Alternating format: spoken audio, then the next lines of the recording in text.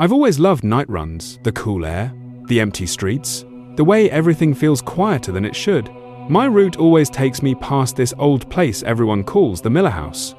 Kids whisper that it's haunted, but I never paid attention. Tonight, as I jogged by, I noticed someone standing perfectly still on the porch, just staring. I told myself it was probably just the owner and kept going. 20 minutes later, on my second loop, I passed the house again.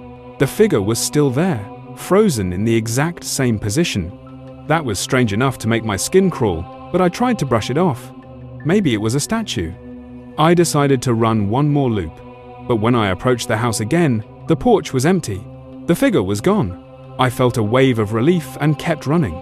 The streetlights flickered past me in a steady rhythm of light and shadow. Under one light, I saw a blur ahead.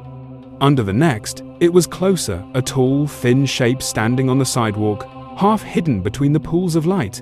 I stopped, breath catching in my throat, trying to make out what it was. I called out, but the figure didn't move. I fumbled for my phone and switched on the flashlight, aiming it down the sidewalk.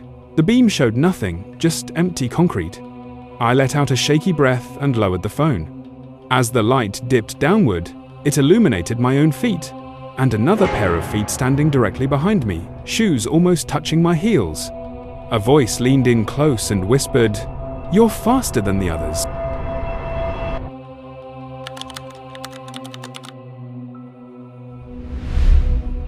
Our newborn wouldn't stop crying.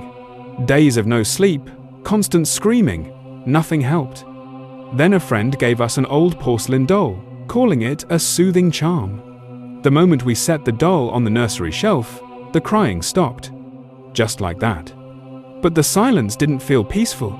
It felt wrong. Every time I checked the room, the baby was lying perfectly still, eyes wide open, staring at that doll.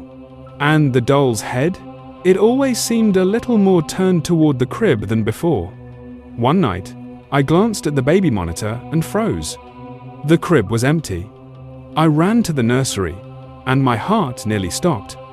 My baby was sitting in the rocking chair, cradled in the doll's porcelain arms. The doll's painted smile looked wider, almost human, and my baby didn't cry.